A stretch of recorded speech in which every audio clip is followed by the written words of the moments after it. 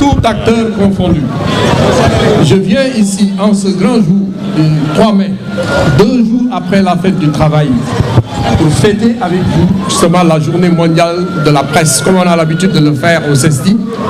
Et cette fois-ci, vous avez choisi justement de faire cette fête devant le siège du ministère de la Culture et de la Communication. Et dès l'instant que le ministre Abdoulaye Diop a été informé, il nous a demandé de prendre toutes les dispositions pour vous accueillir dans d'excellentes conditions.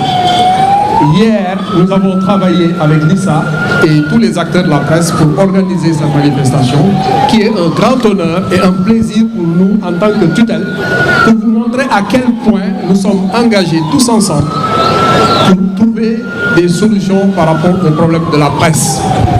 Nous n'avons pas attendu la journée du 3 mai. J'ai l'habitude de le dire, son Excellence le Président de la République Macky Sall, on a comme l'impression qu'il a réservé à la presse une place extrêmement importante. Pour preuve, si vous suivez régulièrement le communiqué du Conseil des ministres, pratiquement à chaque Conseil des ministres, la question de la communication, les questions de la presse sont adressées en Conseil des ministres. Cela dénote de l'importance capitale que son Excellence donne à la presse, justement dans la marche du pays.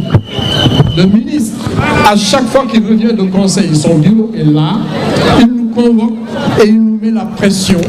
Il est connu comme quelqu'un qui met la pression et justement, c'est ce qui nous a valu d'ailleurs un début de solution à l'ensemble des problèmes qui ont été posés et dont Bamba Kassé, secrétaire général du SYNPICS, est largement revenu.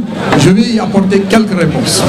J'ai préféré vous parler sur ce ton au lieu de faire un discours officiel parce qu'aujourd'hui l'heure n'est plus au discours mais l'heure est aux actes. Alors, aujourd'hui, la presse, à l'image de tous les secteurs, nous vivons un contexte extrêmement difficile partout à travers le monde.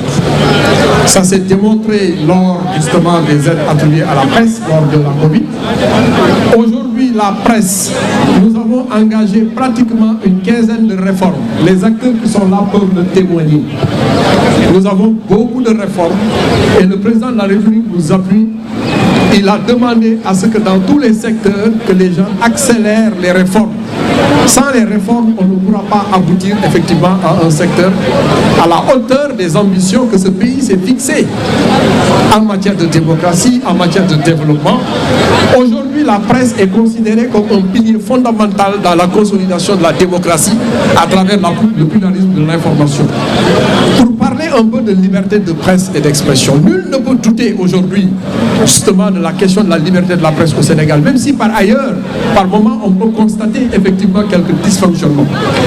La liberté de la presse, déjà quand on regarde la cartographie du paysage médiatique au Sénégal, nous avons 19 chaînes de télévision, dont 17 privées, où nous avons tous les soirs, partout, tout le temps, tous les plateaux, où tous les tons sont permis.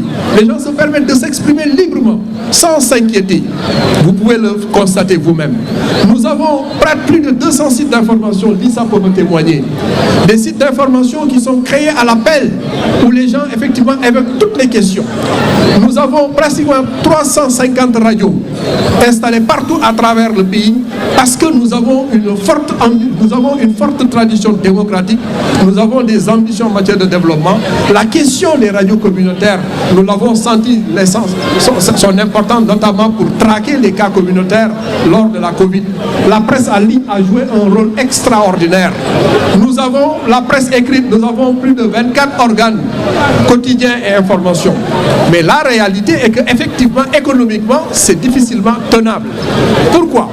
Parce qu'en réalité, nous avons un secteur qui a ouvert ses portes à tout le monde. Quand on n'a pas quelque chose à faire, en général, on pense à deux secteurs, la communication et la culture.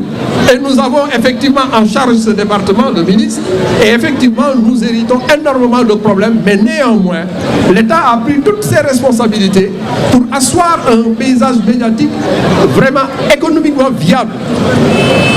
du point de vue diversifié, du point de vue éditorial, qui prennent en compte toutes les aspirations de toutes les couches de ce pays. Aujourd'hui, c'est au Sénégal que moi, des acteurs étrangers me disent « Mais attends, qu'est-ce qui se passe chez vous ?» Mais c'est normal que dans cet environnement où tout est fait, où les gens font énormément de choses, c'est normal qu'effectivement la question économique se pose. C'est la raison pour laquelle nous nous sommes mis en accord avec les acteurs pour assainir le secteur. D'abord, à travers la carte de presse, la carte nationale de presse. Aujourd'hui, désormais, cette carte nationale de presse-là vous est délivrée par les acteurs eux-mêmes. Le président de la commission, il est de TFM. Ils ne travaillent même pas au ministère. Ils ont leur bureau à la maison de la presse. Ils sont tous représentés. C'est eux qui disent qui est journaliste, qui ne l'est pas.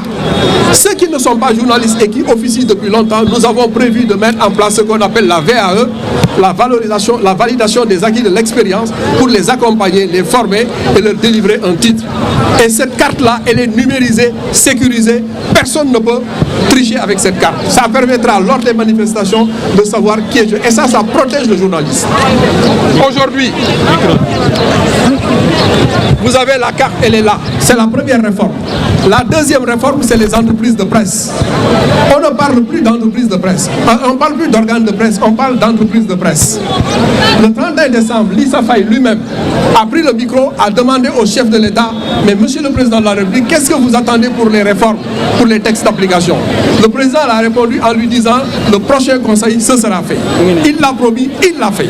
Vous êtes témoins. Les textes sont là. Les textes sont là, les deux textes sont là. Aujourd'hui, ce qui manque pour la mise en œuvre de ces textes, c'est parce que parmi les acteurs, il y en a qui n'ont même pas encore désigné le représentant au sein du comité de gestion qui est en charge justement, c'est ça. Nous attendons, ils le savent, pas plus tard que hier, je les ai talonnés pour qu'ils nous désignent. Ils ont 4 représentants au sein du comité de gestion en charge du fonds d'appui et de développement de la presse qui va définitivement remplacer l'aide à la presse. Donc quand on parle de lenteur, il faut effectivement constituer les responsabilités. Les lenteurs, c'est au niveau de l'État et le président de la République a demandé une accélération des réformes, pas seulement dans la presse, mais dans l'ensemble des secteurs de la vie sociale et économique. Et nous espérons qu'à la sortie de cette réunion, qu'on aura tous les textes et que très rapidement, qu'on puisse mettre en place le fonds. L'autre réforme, c'est les écoles de formation.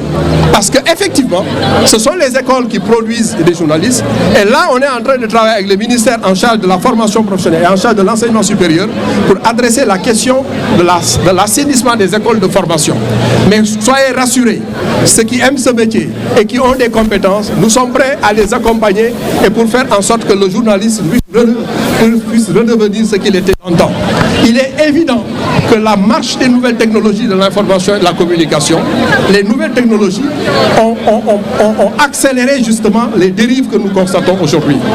Avant, vous avez la presse écrite, ensuite les gens montent le soir à la radio dans les journaux, ensuite à la télévision dans les grandes éditions, le lendemain, ils les repliquent sur les sites et ensuite le débat se poursuit à travers les citoyens dans la société, à travers les réseaux sociaux. Mais aujourd'hui, ce que nous constatons, c'est l'inverse. Les rumeurs, la désinformation, les fake news nous viennent des réseaux sociaux et ensuite la presse en ligne prend le relais, les radios et télévisions prennent le relais, la presse écrite prend le relais. Alors là, il nous faudra effectivement se poser des questions sur l'encadrement. Toujours, la liberté de la presse, personne ne peut remettre en cause cette liberté. Nous avons une tradition démocratique. La presse a un rôle à jouer dans la consolidation de la démocratie et personne n'a le droit. Maintenant, là où je voudrais juste insister en français avant de venir en Wolof, c'est que quand nous parlons de la liberté de la presse, ce qui s'est passé par exemple le 6 mars, nous l'avons tous vécu. Moi je dis souvent le Sénégal, c'est Sunugal, c'est un navire. Quand un navire prend de l'eau, le commandant en chef ne cherche plus à savoir qui est qui. Il cherche à sauver le navire. Et on en était à ce point. Ce pays a failli basculer. Et la presse a un grand rôle pour la consolidation de la paix, de la stabilité, de la cohésion nationale, du vivre ensemble. Et je vous garantis que ces questions-là, comme le président de la République l'a dit, nul n'a le droit de remettre en cause des acquis qui ont été consolidés depuis des années par nos ancêtres, par des régimes qui nous précèdent. Et donc nous allons travailler ensemble pour faire jouer à la presse son rôle en matière de garant de la démocratie et nous allons donner les moyens à ceux-là qui respectent les règles, ceux-là qui travaillent professionnellement, mais ceux-là aussi qui respectent la convention collective, qui traitent convenablement les personnels des radios, des télévisions, de la presse écrite.